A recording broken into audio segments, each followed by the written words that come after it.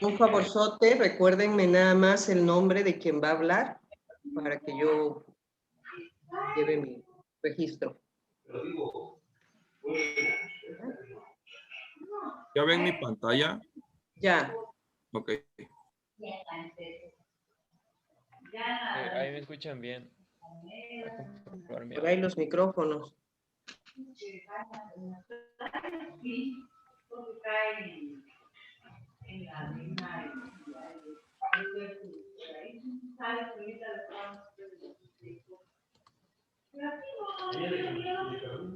Compañera Moni, Mónica, tu tu micro. micrófono, porfa.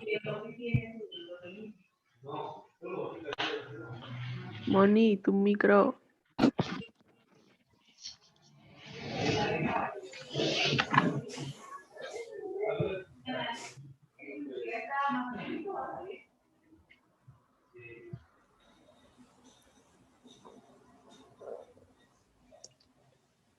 Bueno, buenos días, compañeros y doctora. Antes quería saber si me escuchan bien, si me logran escuchar bien. Sí, te escuchas bien. Ok, gracias. Mi nombre es Eduardo García Altamirano. Y vamos a iniciar con el tema de la cardiopatía isquémica, presentado por los integrantes que ya pueden ver por ahí en la hoja de presentación. Eduardo, ¿verdad? Sí, Híjole, García Altamirano. a mí me cuesta un poquito oírte. ¿Sí? Ojalá me puedas hablar un poco más fuerte. Ahí sí, a ese volumen. Sí, ok. Es que, Gracias. bueno, vamos a iniciar pues a definir qué es la cardiopatía isquémica. Bueno, en la cardiopatía isquémica hay como tal, pues es un trastorno en donde pues el miocardio recibe una cantidad insuficiente de sangre y de oxígeno. Esto es, cuando eso ocurre, hay un desequilibrio entre la irrigación y demanda de oxígeno en el miocardio. Esto generalmente puede ocurrir en alguna área específica del corazón o puede pues ocurrir en una área pues mayor. Entre menos sea la área afectada del miocardio, mucho mejor, ¿no? Pues el corazón como tal, en situaciones normales, es capaz de controlar la demanda de pues oxígeno que pueda evitar alguna hipoperfusión de los miocitos y llevar pues a un proceso isquémico, pero más adelante lo vamos a ver. El siguiente, por favor. Bueno, epidemiología, estos datos, los primeros son recapitulados de lo que es el Harrison. Bueno, es la enfermedad más común, grave, crónica y peligrosa en Estados Unidos. Eso es muy importante porque pues, alrededor de 15.5 millones de personas son las que la padecen. Entonces, a lo largo de los años hemos visto cómo esta enfermedad ha pues, aumentado en sus índices de mortalidad y también es actualmente considerada la primer causa de muerte en el mundo. Y pues en México no es la excepción. Según los datos de la página de cardiología de pues, el gobierno de México, hemos visto cómo en México el 82% de la carga de mortalidad es causada por la cardiopatía isquémica. Esto, pues ocupando un importante número de fallecimientos en el año en la población mexicana.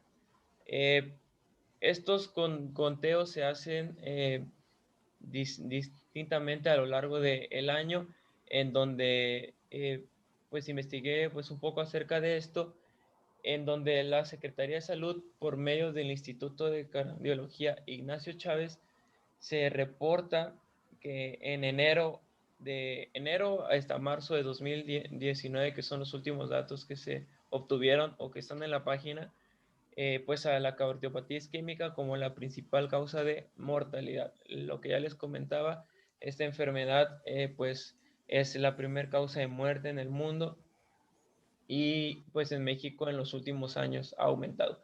Y que pues ha pausado pues a partir de la última década, pues a partir del 2011 hasta el 2019, la Secretaría de Salud de México pues ha reportado a la insuficiencia cardíaca, a la enfermedad isquémica como la principal causa de mortalidad, pues a excepción de 2 años, que fue el 2013 y el 2015, en donde se vio una mayor incidencia por las malformaciones congénitas del sistema circulatorio. Como les comento, esos datos son directamente de la página de mexicana. Bueno, en esta diapositiva voy a mencionar lo que en condiciones normales pues el corazón puede hacer. Hasta qué punto el corazón puede controlar este aporte ineficaz que está pues, ocurriendo en el corazón. Bueno, en condiciones normales, el miocardio es capaz de controlar cualquier demanda de sangre rica en oxígeno, ¿no? La resistencia de los vasos coronarios que irrigan al corazón se adaptan a las pues alteraciones fisiológicas de la presión arterial para mantener lo que es el flujo coronario. También esto es muy importante porque por medio de la resistencia de estos vasos coronarios, pues el corazón es capaz de controlar cualquier demanda para pues evitar una hipoperfusión en los miocitos y posteriormente llevarse un proceso isquémico. Más adelante vamos a ver cómo cuando ocurre una estenosis en estas arterias hay cierto grado en donde el corazón es capaz de controlarlo, ¿no? Entre otros datos pues importantes es que el flujo coronario es alrededor de 60 a 90 milímetros por minuto. Bueno, para esto, para que el aporte del oxígeno pues al miocardio sea el adecuado, se requiere la capacidad del transporte del oxígeno a la sangre. Es decir, que hay una concentración de oxígeno inspirado normal, que haya una función pulmonar eficiente y pues además que haya la concentración y función de la hemoglobina y que posteriormente haya un flujo coronario adecuado. Entonces, tomando estos puntos muy importantes, pues la circulación coronaria en condiciones normales es dominada y controlada por las necesidades de oxígeno del corazón. Incluso ante el ejercicio, ante alguna emoción, el corazón es capaz de controlar esto. Bueno, en la etiología por las partes obstructivas, por causas obstructivas, la principal es un proceso aterosclerótico. Y esto pues ocurre en el 90% de esta aterosclerosis se da en las arterias epicárdicas coronarias, que son no más que nada que las arterias coronarias derecha e izquierda, ¿no? Esto es en un 90% de los casos que va pues a ocurrir un proceso aterosclerótico que más adelante les voy a explicar cómo esto se va desencadenando. Pero hay otro 10% en el cual puede haber pues alguna otra pues alteración. Una pues alteración en la miocirculación coronaria, que es estas como tal son demasiado pues pequeñas y no tienen gran relevancia, pero más adelante vamos a verlas. Por algún espasmo coronario, que es cuando hay una contracción temporal de las arterias coronarias, evitando pues el paso de sangre hacia el corazón. Por una pues embolia coronaria, en esta es cuando hay una pues interrupción irregular o repetida del flujo de sangre en las arterias coronarias. Por un aumento de demandas por una hipertrofia, que pues en ocasiones la circulación coronaria es limitada, como ya sabemos, en una pues hipertrofia de pues, el ventrículo izquierdo, la circulación coronaria es delimitada y puede llevar a un aumento de las demandas provocada por esta hipertrofia que está ocurriendo en el ventrículo izquierdo y por un proceso de hipoxemia que pues va pues a disminuir la presión parcial de oxígeno en la sangre, y esta presión parcial del oxígeno que está en la sangre pues va a llevar como tal poco oxígeno al corazón. Siguiente, por favor. Bueno, entre los factores de riesgo, yo los menciono así muy rápidamente. Mis compañeros van a, pues a mencionar los valores pues importantes, en donde los factores de, de riesgo se dividen en los modificables y no modificables. Pues ¿a qué se refiere esto? En los no modificables, pues como tal, el sexo y la edad pues es muy importante. En los hombres, cuando tienen una edad mayor, pues a 45 años, menor a 45 años, perdón, y en las mujeres una edad mayor a 55 años. Y en los factores de riesgos modificables, que claro, esto está en la calidad de vida del paciente y qué tan disposición tenga él de controlar pues algunas cualidades que lo pueden pues llevar a esto, a esta enfermedad por cardiopatía isquémica. Vemos que la hiperlipidemia, en donde vemos un aumento de los LDL y una disminución de las HDL, pues el tabaquismo es muy importante. Pues el tabaquismo se menciona como una causa obstructiva y también no obstructiva, que más adelante vamos a ver cuáles son estas.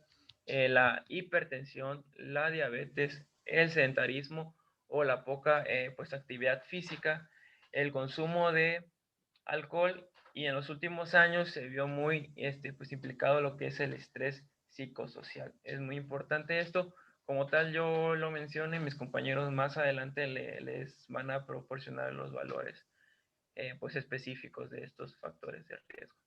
Siguiente, por favor. Bueno,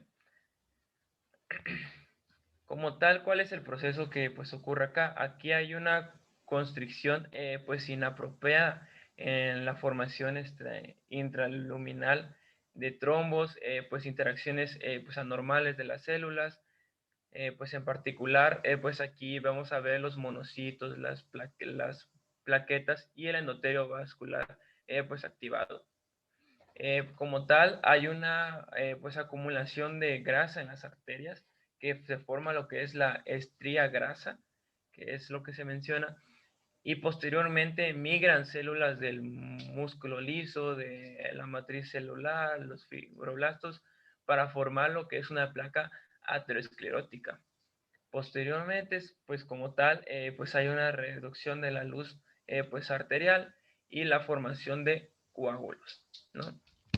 Esto como tal pues ocurre de una manera pues irregular en diferentes segmentos del árbol coronario epicardio, provocando una reducción del área y la formación de la placa. Ok, la localización de este proceso que llegará a ocurrir pues es muy importante, porque va a pues a influir en la cantidad de miocardio, en la cantidad de músculo cardíaco que va a sufrir esta isquemia, y establece también la gravedad de las manifestaciones clínicas, ¿no? En la siguiente, por favor. Bueno, esto es lo que es un proceso pues aterosclerótico, en donde vemos en la primera imagen del lado izquierdo, del lado extremo izquierdo, vemos pues el flujo está normal, ¿no? Posteriormente vemos lo que es la pues acumulación de estas células pues, hemáticas que ya les mencioné. se da lo que es la formación de células espumosas y posteriormente vemos cómo hay un adelgazamiento y una pues erupción de la cápsula. Esto va pues a progresar en la progresión de la placa y posteriormente puede llegar pues a romperse y a formarse trombos. Estos dos últimos puntos son muy importantes que los tengamos en cuenta cuando ocurre una rotura de la placa y la formación de los trombos. Más adelante vamos a ver una causa no obstructiva en la cual hay una disrupción de la placa anterior y que se formó pues algún trombo. Pero bueno, lo importante aquí es ver cómo es el proceso, que es la formación de la estría grasa por las células que ya les comenté, un daño endotelial en donde hay un proceso del endotelio activado, la progresión de la placa en donde hay una pues acumulación de estas células, un adelgazamiento de la erosión de la cápsula y posteriormente la formación de los trombos. Bueno, ¿y qué pasará si nosotros hiciéramos ahora sí que un corte en esa arteria y quisiéramos ver cómo se ve por dentro un proceso aterosclerótico? Pues viéramos esto que ven en la parte inferior izquierda de la diapositiva. Vemos cómo pues hay, hay un desgarramiento de la pared arterial. Vemos lo que son esas células que ya les mencioné, pues los depósitos de colesterol, los glóbulos rojos, los macrófagos por ahí y el depósito de grasa que se está pues acumulando. Siguiente, por favor. Y bueno, esto es ahora sí que los sucesos que van ocurriendo. Esta pues imagen explica pues a mayor plenitud lo que les trato de explicar, en donde vemos una lesión inicial, en donde hay una pues infiltración de células espumosas y macrófagos, en donde hay un mayor grado de pues adición de lo que son los lípidos. La formación de la estría grasa, que ya les comenté, que ya es cuando hay una pues acumulación de estos lípidos que se están pues acumulando. Una lesión intermedia, en donde ya los depósitos ya son externos de lípidos. Ya se da la formación de lo que es el ateroma, que se acumulan intracelularmente, se forman lo que son los núcleos, un fibroateroma, que ya como tal se empiezan pues a añadir lo que son las plaquetas, los núcleos lipídicos o múltiples, en donde en esta parte del proceso pues aterosclerótico ya hay como tal un aumento de células del músculo liso y del colágeno. Y lo que es la lesión ya complicada con posteriormente una erosión y una formación de trombos, que es una lesión complicada, en donde ya se forma un proceso trombótico o un hematoma. Siguiente, por favor. Eduardo, Dígame, doctora. déjame la diapositiva anterior, por favor. Sí, sí. Esa es una, como él bien dice, Eduardo, es la más importante imagen de la historia de la evolución natural de la aterosclerosis. Quiero hacerles énfasis hasta este momento de ciertas condiciones que son realmente muy importantes. Cardiopatía isquémica es una enfermedad basada básicamente en el daño a las arterias, las coronarias. ¿Vale? Aquí los principales actores son el músculo cardíaco y las arterias coronarias. Hay que recordar que estas arterias coronarias, ya lo dijo Eduardo, hay arterias epicárdicas, que son las que van sobre el músculo cardíaco, a excepción de la circunfleja, que es intramural, pero estas arterias irrigan al músculo cardíaco y después se vuelven intramurales, que son vasos más pequeños, pero que en común, aunque no tienen ya una capa muscular, las intramurales tienen un endotelio. Entonces, recordemos que este endotelio tiene la función de hacer una barrera para que las células inflamatorias y el colesterol no entren a la arteria, ¿sí? La función del endotelio es ser una barrera de protección. Sin embargo, comenta la literatura que desde el momento en que la persona empieza a ser agredida mediante ciertos factores como son la alimentación, el sedentarismo, el tabaquismo, la hipertensión, la dislipidemia, ciertas condiciones, factores de riesgo que comentaron, van a explicar más adelante, estos factores de riesgo van a empezar a agredir al endotelio vascular en general, ¿no? Pero en especial el coronario se vuelve muy lábil a estos factores de agresión y entonces este endotelio que protege a las arterias epicárdicas y a las más pequeñas, que son las intramurales, se ve agredido y aparece lo que es la disfunción endotelial. La estría grasa, bueno, la lesión endotelial es el primer punto de disfunción, ¿no? De ataque. Esto se puede dar desde los primeros años de vida, a partir de la primera década, dice acá, ¿no? O sea, un paciente de 10, 11 años que es llevado al McDonald's, al Kentucky, que come pizzas, que no hace ejercicio, que está sentado frente a un monitor todo el día, ese niño ya empieza a tener factores de riesgo que van a agredir su endotelio y que nos va a llevar a este punto inicial de la disfunción endotelial. Y dándose esta disfunción, esta falla del endotelio, empiezan a meterse ciertas células, macrófagos, a la capa interna de la arteria, hacia la capa muscular, la íntima, y entonces empiezan a formar acúmulos de lípidos, y la estría grasa es la principal unidad, es la primera forma de manifestación de la ateroesclerosis, ¿vale? Hay que diferenciar ateroesclerosis de arterioesclerosis. Atero nos está hablando de la placa de grasa que se forma en estas arterias.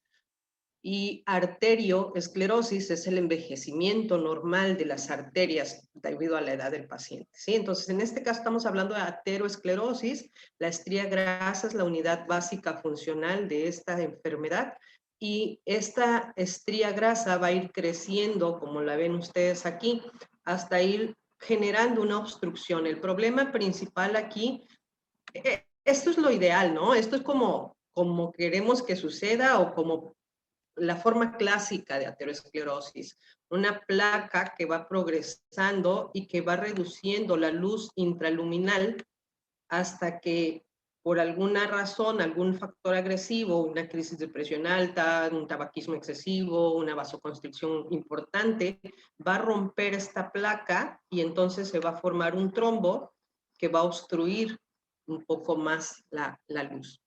Y si la obstruye por completo, genera un infarto, y si no la obstruye por completo, genera angina. Entonces, esta es la evolución esperada de la aterosclerosis. No todo es así, pero es la forma básica que debemos tener en cuenta, sobre la cual se van generando otros síndromes coronarios, ¿sí? Pero, bueno, la lesión inicial es la disfunción endotelial, y a eso le sigue la estría grasa, que es el principal desencadenante de la placa de ateroma, ¿sí? Recuerden que los pequeños vasos, aunque no tienen una capa muscular, tienen un endotelio y también se ven afectados por estos factores. No todo es obstrucción, no todo es aterosclerosis, ya lo comentaba Eduardo. Un 90% de las enfermedades cardiovasculares isquémicas están generadas por aterosclerosis, pero un 10% tiene otras condiciones.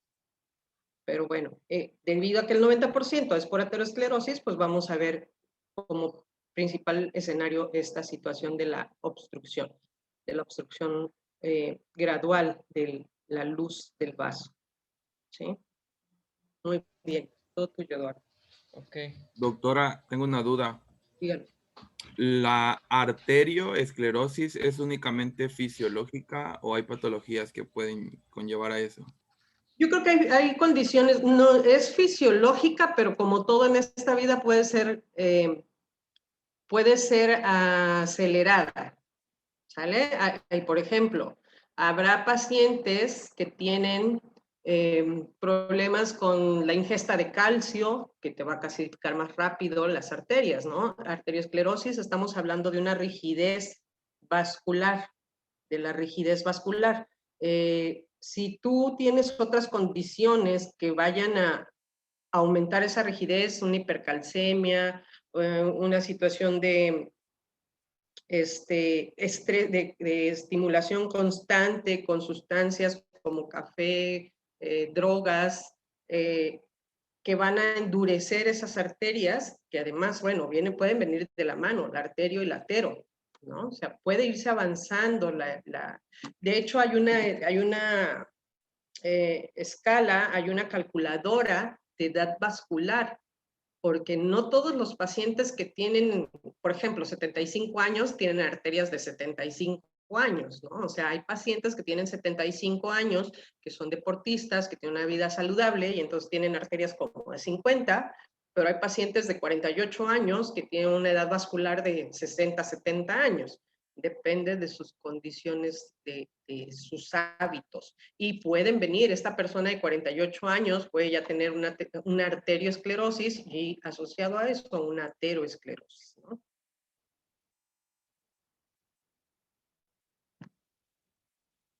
Vamos. Siguiente, por favor. Y bueno, ¿cómo esto ocurre, no? Como tal, pues ya como ya comenté, hay una perfusión coronaria insuficiente, pues en relación con la demanda de pues oxígeno, de irrigación, en que pues el corazón pues ahí requiere. Quizá esa imagen de proceso pues aterosclerótico ya se ve muy formado, pero imagínense que es un poco menos. ¿Cómo pues el corazón puede compensar esto? Pues el corazón, como ya les comenté, hay ciertas estenosis o ciertas obstrucciones que es capaz de controlar. ¿Y cómo lo va pues a controlar o suplementar? Con los dos mecanismos que ven por ahí abajo, que es la vasodilatación y la formación de vasos colaterales. Hasta este punto, pues el corazón se puede decir que se salvó de un proceso isquémico y lo controló fisiológicamente, ¿no? Pero, ¿qué pasara que pues aumentaran las demandas de eh, oxígeno? Es decir, que pues el corazón pues ocupara más oxígeno de lo que está ocupando, o que en este caso pues el paciente no es necesariamente que ya haga una pues actividad física tan fuerte, o en algunas ocasiones sí, pero en ocasiones vemos que por eso son muy importantes las pruebas de esfuerzo que más adelante van a mencionar ahí mis compañeros, como cuando pues aumentan las demandas de oxígeno, cuando aumentan aún más, ¿qué puede pasar? Pues el corazón ahí como tal ya no es capaz de controlar ni por vasodilatación para pues aumentar el calibre de las arterias y en la formación de vasos colaterales. Es ahí en donde vienen los problemas, en donde vienen los síndromes que, por ejemplo, aquí vemos, pues el primero que pues aparece es la angina de pecho, ¿no? Como tal, pues el mecanismo, pues el proceso que ya les comenté, hay una parte pues al final de la imagen, no sé si la recuerdan, en donde ya se da la formación de trombos, en donde ya hay una pues obstrucción parcial o total de la pues arteria como tal. Esta placa puede colapsar y formar lo que es un trombo. Ya para esas instancias, ya quizá encontramos pues el corazón pues en necrosis, en un proceso necrótico. En esa imagen se ve todo el corazón, pero esto no pues ocurre de esta manera. Como ya les comenté al inicio, son en algunas partes de pues el miocardio en donde pues ocurren según en donde esté irrigado esta pues obstrucción. en donde ya posteriormente, pues a partir de ahí, vamos a puede llevar pues al paciente a un pues infarto agudo de pues el miocardio, una cardiopatía isquémica crónica o incluso a la muerte súbita, que más adelante les voy a platicar un poco de la muerte súbita también. Entonces, aquí es muy importante pues entender cómo el corazón hasta cierto punto es capaz de controlar este proceso pues aterosclerótico. Para no sacarlos de pues, el contexto, aún seguimos por la causa obstructiva, que el 90% es por aterosclerosis. No hemos visto ni por causas no obstructivas ni nada. En un proceso pues aterosclerótico, cómo este se va pues a generar y posteriormente pues la primera pues aparición es la pues angina de pecho y después vienen las otras pues enfermedades. La pues angina de pecho Eduardo, vuelve a aparecer, perdón. perdón, ¿me puedes poner la anterior? Sí, Por favor, perdón. sí. Esta también es una diapositiva muy importante. Recuerden que isquemia como tal, la definición es el desbalance entre el aporte y la demanda. ¿Vale?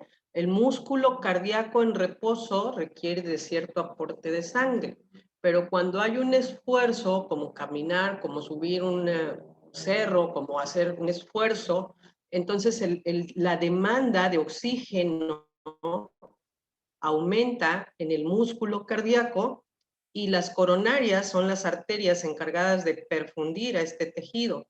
Pero si la coronaria tiene una obstrucción, así como lo vemos en esta imagen, si la coronaria tiene una obstrucción, pues el flujo va a reducirse. Entonces el aporte va a ser menor al realizar un esfuerzo el paciente. Por eso es que hacen énfasis en las pruebas de esfuerzo. Las pruebas de esfuerzo son la base para definir estas cardiopatías. Si el paciente tiene un cuadro sugestivo de dolor torácico de origen cardíaco, pues, pero el electro no me marca ninguna evidencia, pues lo que tengo que hacer es ponerlo a hacer ejercicio un poco para ver qué pasa cuando la demanda de oxígeno, el consumo de oxígeno tiene que aumentarse.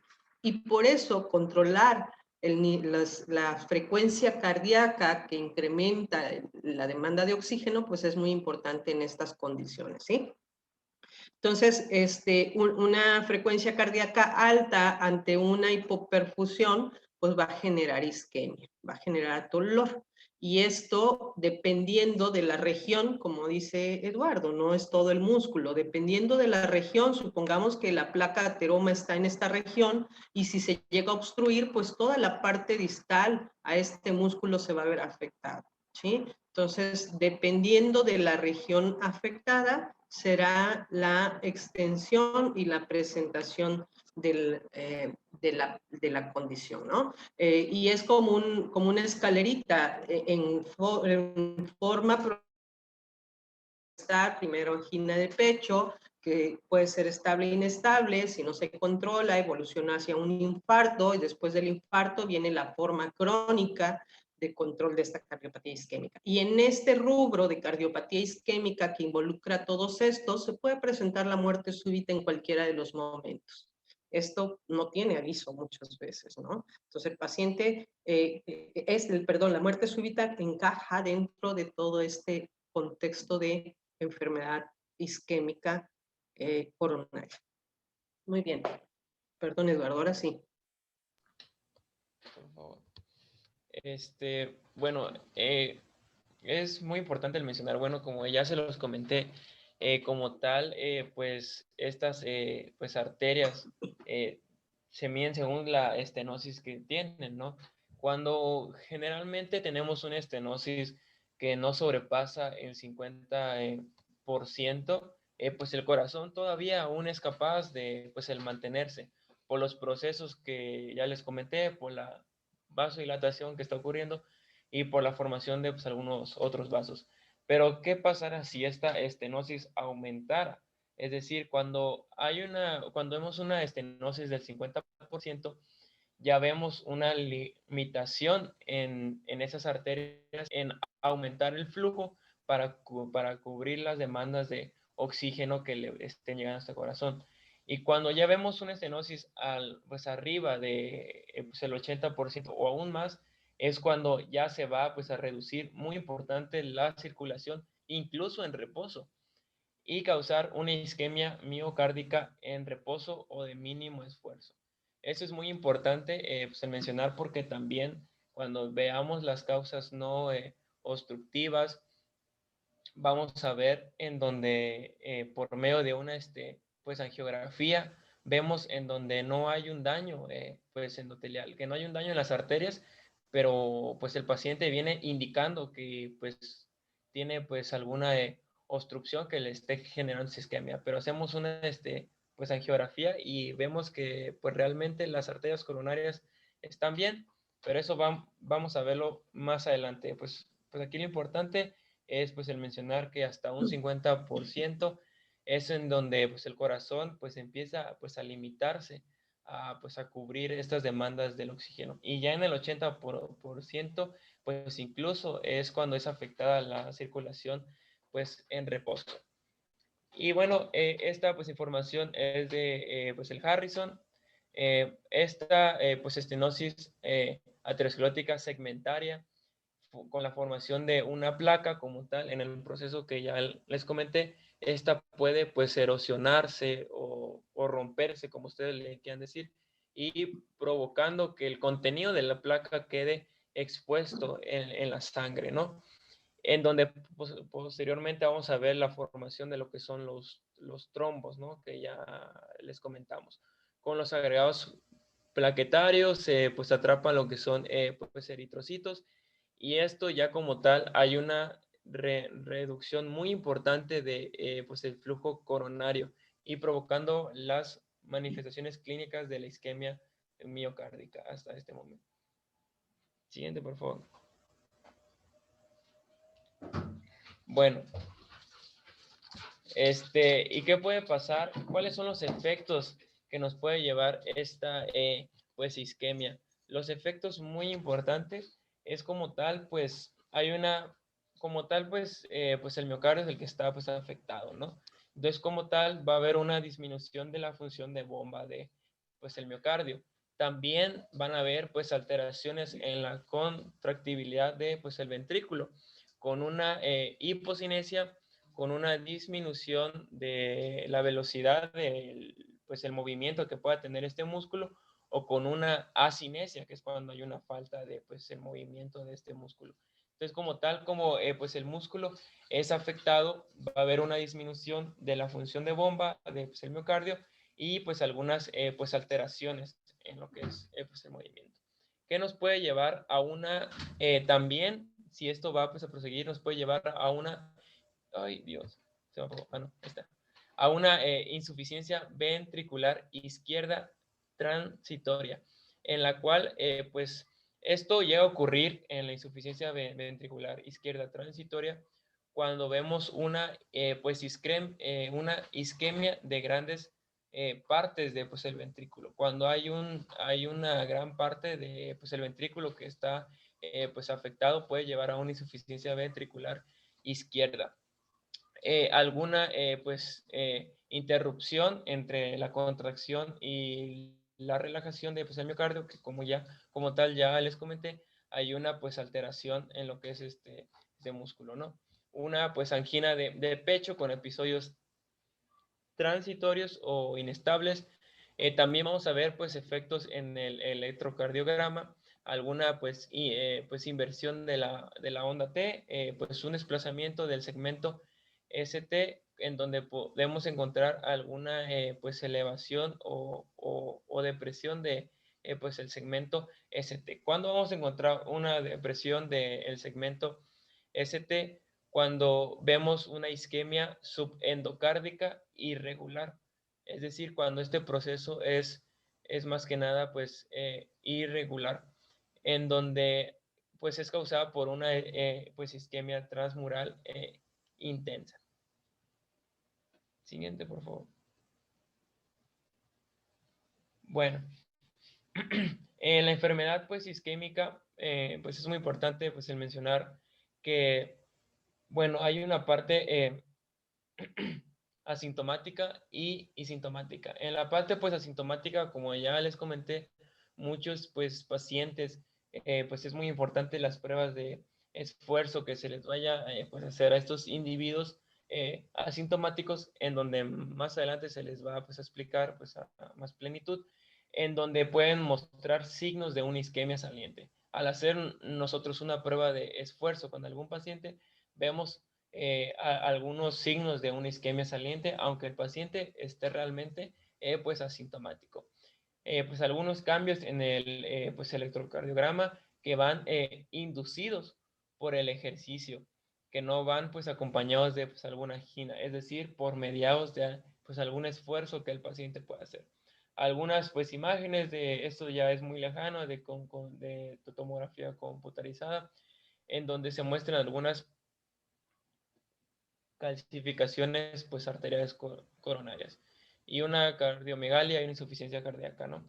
En la fase sintomática, como ya todos sabemos, ya hemos visto desde el pues el tercer semestre, cuando vimos las clases de fisiopatología, pues se caracteriza por las molestias torácicas, por la sensación de pues, la opresión pues torácicas, y estas van a ser pues causadas por la pues angina de pecho o pues por un infarto de pues, el miocardio. Pues el paciente hasta estas pues instancias puede cursar estable o puede progresar la pues enfermedad según se encuentre en las condiciones de pues, el paciente y qué tanto se le dé pues el seguimiento a esto, ¿no? Entonces, en esta parte, cuando el paciente empieza con los síntomas, puede tanto volver a ser pues asintomático o llegar a la forma súbita, que esta como tal, la muerte súbita muchas veces no es precedida de un episodio clínico agudo. Vemos que muchas de las causas extra hospitalarias generalmente y muchas veces no son precedidas por algún pues, episodio agudo. Siguiente, por favor. Bueno, eso lo que mencioné pues anteriormente es por una isquemia causada por una pues obstrucción, y la principal causa es lo que es una aterosclerosis, ¿no? Todo esto que se mencionó es por un proceso aterosclerótico. Pero ¿se acuerdan de ese 10% que podría variar en algunos pacientes? Aquí está este 10% de a partir de esa diapositiva hasta que me terminen de escuchar a mí. Vemos que hay pues cardiopatías isquémicas no obstructivas, ¿no?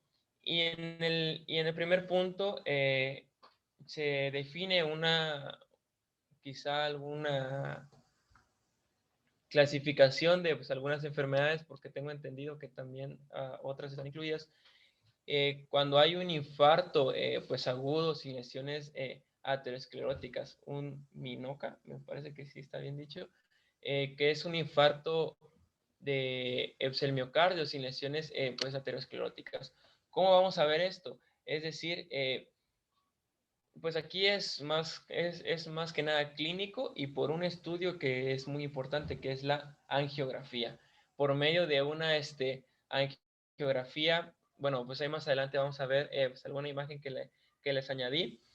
Pues el paciente va pues a presentar en la pues angiografía sin alguna obstrucción coronaria severa.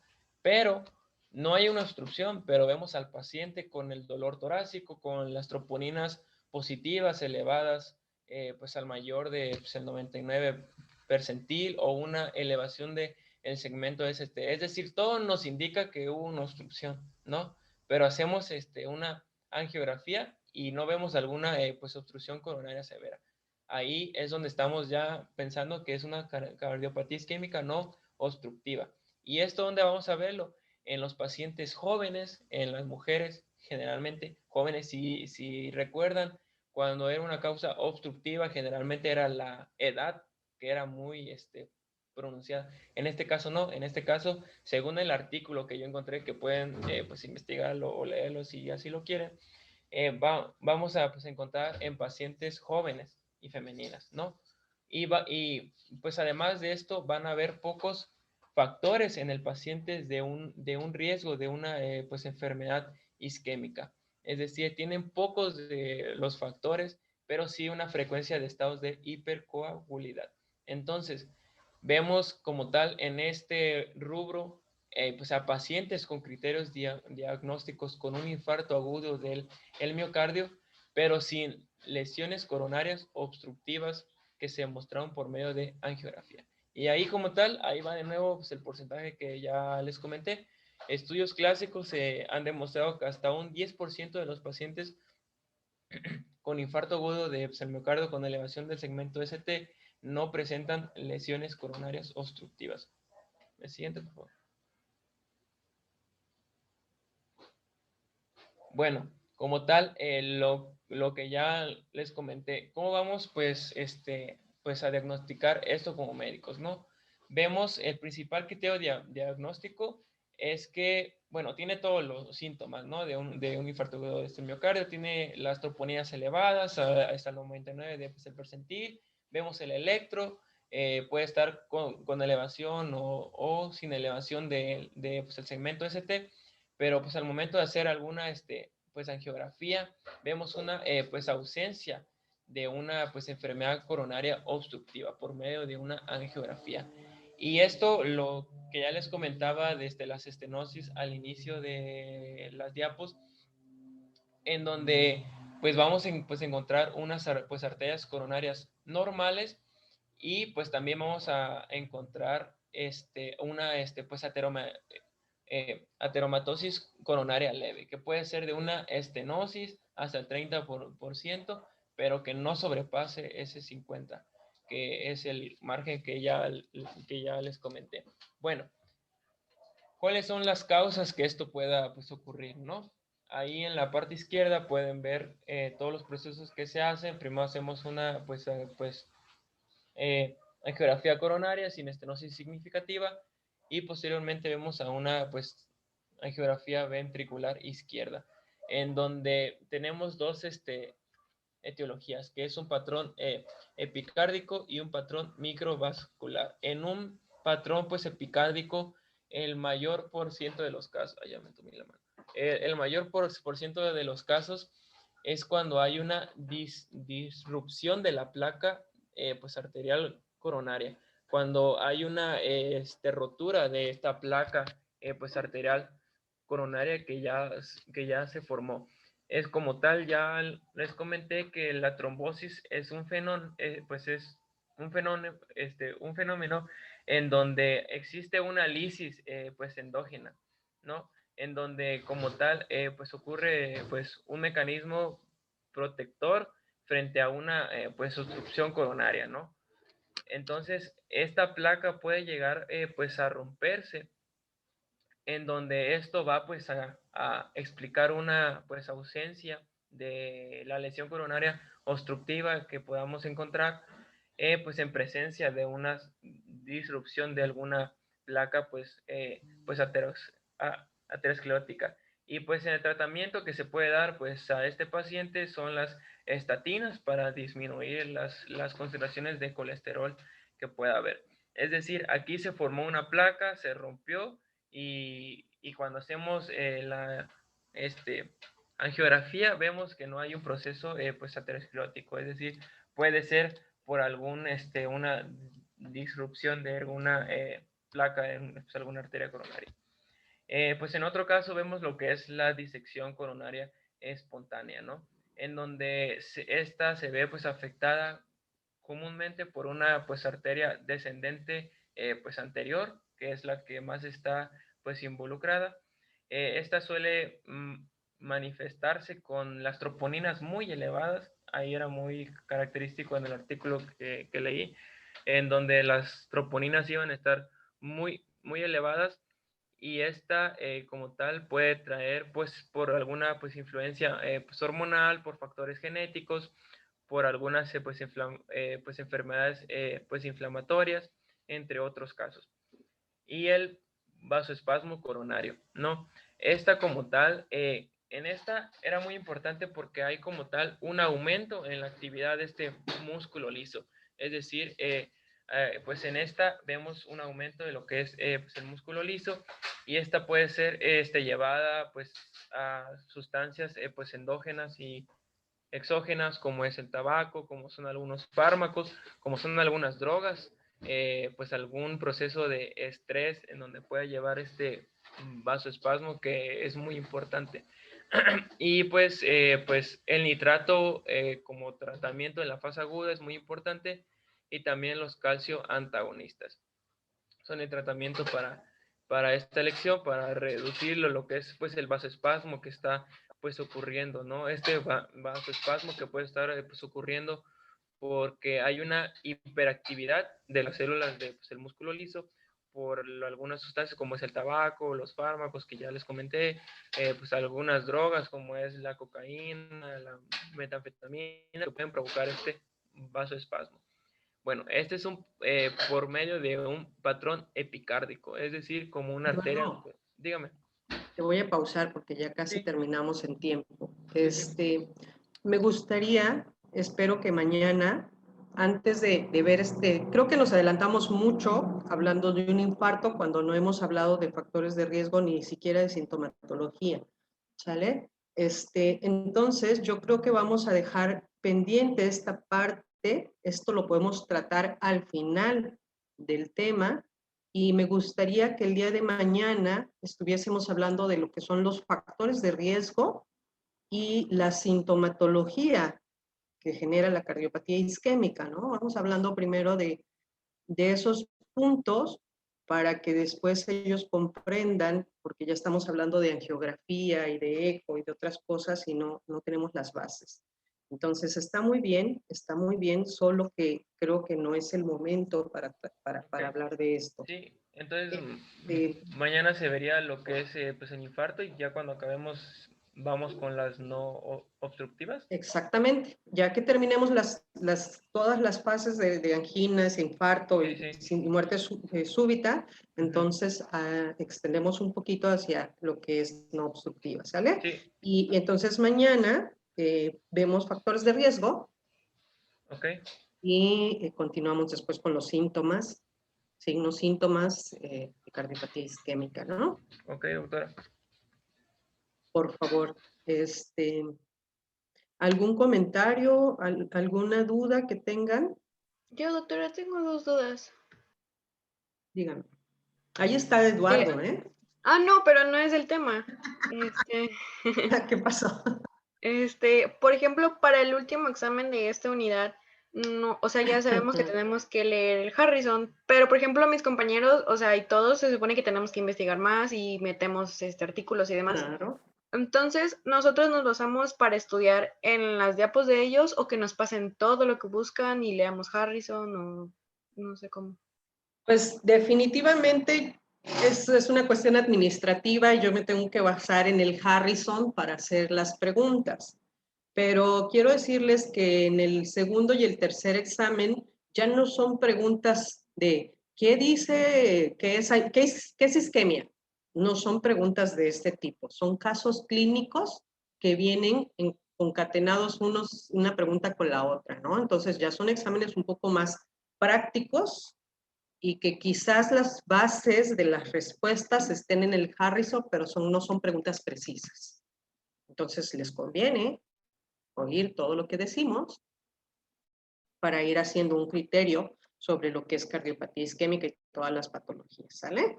Ok, entonces leemos el Harrison y pues lo que agregue usted en la clase, ¿así? Sí, les digo, serán casos clínicos, ya no son preguntas concretas, serán casos clínicos como los que hemos de pronto manejado en las clases de clínica, ¿no? O sea, un paciente masculino de tantos años que tiene tales factores de riesgo, ¿cuántos factores de riesgo tiene? ¿Cuál es ¿Cuál es el valor para considerar hipertensión? ¿Qué grado de hipertensión tiene? O sea, son ese tipo de preguntas las que vendrán en los exámenes. Okay. Doctora, pero yo tengo una duda. Díganme.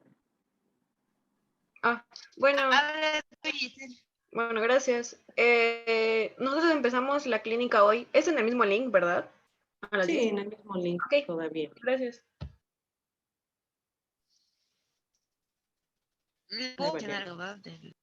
Ya vio que de los casos dice que pues